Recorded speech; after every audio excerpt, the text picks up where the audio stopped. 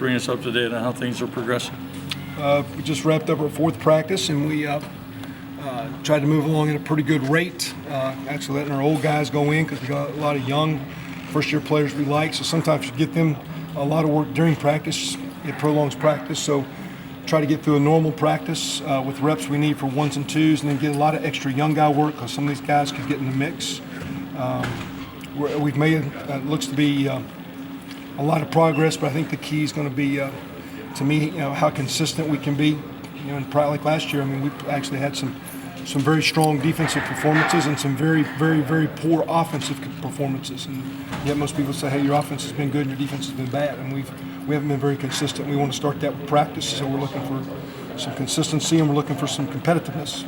Do you want to come to work, come to compete, and all that stuff? So pretty good. Not a ton of hitting yet. Tomorrow's the first full padded day. We'll two-a-day Saturday. Give Sunday as an off day and a video day, and then we'll get really going next week and really get into immediate practice. But it's been good. Is it too early to tell? You're talking about young guys that can make a contribution. Is it too early to tell who some of those guys are? Yeah, because he hadn't done a lot of hitting. Some of those guys look really good in the run around, but now all of a sudden when it comes time to hit, you don't see them as confident physically because it's just some guys are more comfortable, in the physical aspect of the game than others. So. We hadn't had a lot of opportunity. That's why we kept, our young guys got about 5, 6, 8 minutes of individual one-on-one hitting. They did some 7-on-7 plays and some team plays just so you collectively could look at the O and the D guys without, again, to me, wearing out our old guys because they're still out there waiting for them to get over with. So I'm still sweating, I'm still padded. And so we just kind of picked up our practice pace today. We went significantly longer yesterday. Today was a long practice, but the young guy work came at the end, and I think that will help our old guys stay physical and mindset and not get burned out there, even though we got to be tough in 2 days. I don't want to grind it out. So, but I think, Terry, it's too early to guarantee it. I don't think you'll know, even if we got a two-a-day Saturday. I think you get about middle of next week, Wednesday, and by that Saturday, 16th. Now you got 2 weeks to game day. It looks like, not guaranteeing the guy's playing or a guy's redshirting, but he's in the mix or maybe he's not ready yet. I think we're about a week and a half, two from that. I know you haven't had a chance to do any kind of hitting, but do you see the defense picking up concepts at least? Very much. Better? And we're doing hitting. It's it's shoulder pad, it's full go up. So we're doing basically what you'd call live blocking, except you just you want to stay off the ground, which we always try to do, whether we got pants on or not. Staying out of legs. We're not tackling to the ground, but they're doing some tackling type drills and their fundamentals. But in general. Again, physically more mature, but more than anything, just more time on task. Long way to go, but they're buzzing around. And every day, in my opinion, the defense has had, if I was judging a score, which is subjective because you're not tackling, I'd say the defense every day. That's why they're wearing that red shirt. That's the group has practiced the best the day before, and they're 3 for 3. We'll see how today went when we look at tape. But they've been very, very good so far. Well, now they've been significantly better, and the offense needs to pick it up. And we talk historically of things. Well, just because you had a year or two of good offense doesn't mean you're going to be good again.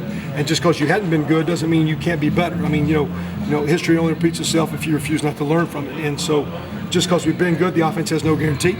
They better learn how to compete and do it consistently. Our defense has gotten better.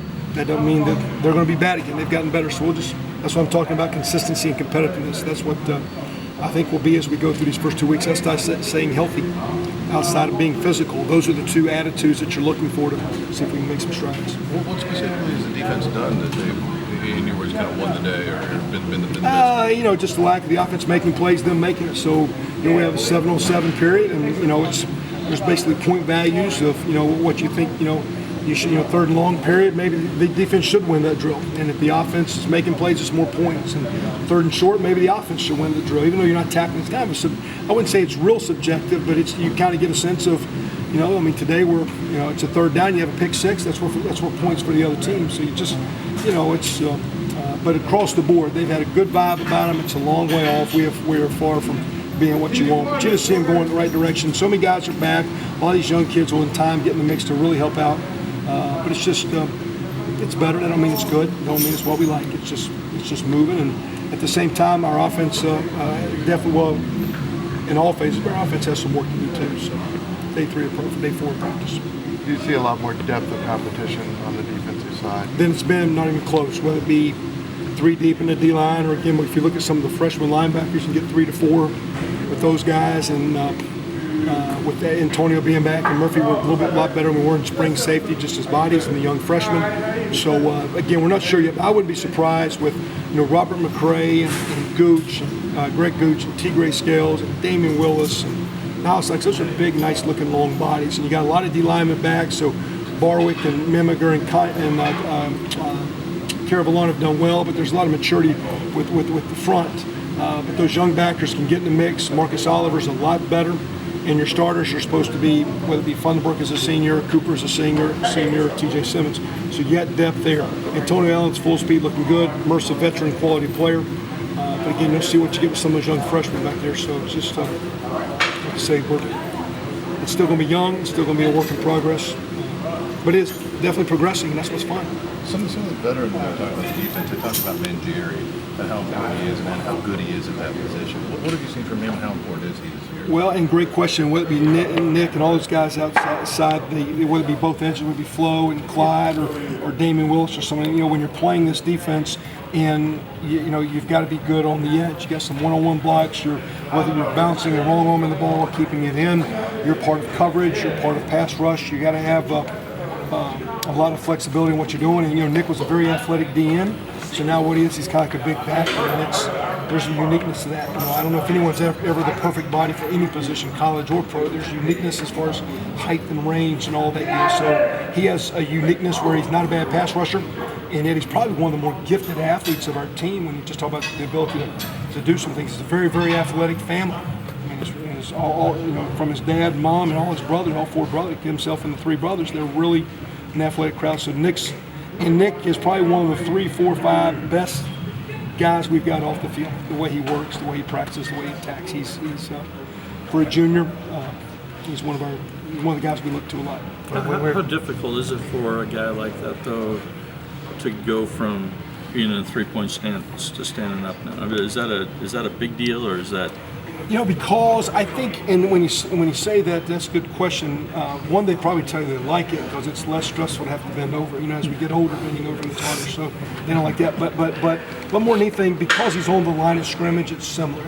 I think sometimes when those guys back off the ball, and now they're playing more of a true linebacker, and you're a lineman mentality guy, it's awkward. I'm a fish out of water. A lot of times in certain deals, he would be a pass dropper as a DN. All we're doing now is putting it up, so the dropping's easy. And a lot of these kids, guys that play basketball and a lot of sports like him, he's used to being on his feet. So I don't think he's got to be a sprinter start guy to get a start. And Zach Shaw was a linebacker.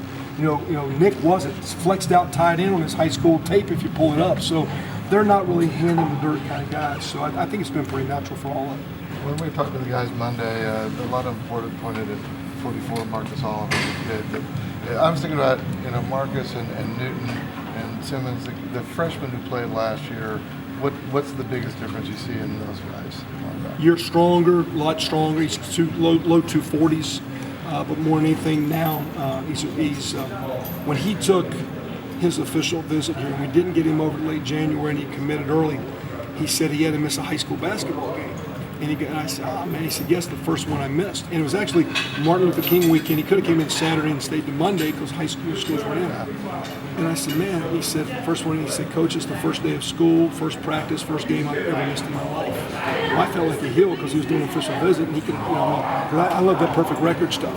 So that's the type of kid he is. Well, now you got a kid that's got that kind of mindset, that kind of work ethic, and now he's a sponge where he's learning. He's just a lot smarter, because he's a kid that picks things up. He's got a lot of those things you can't put a clock watch on that are great talents.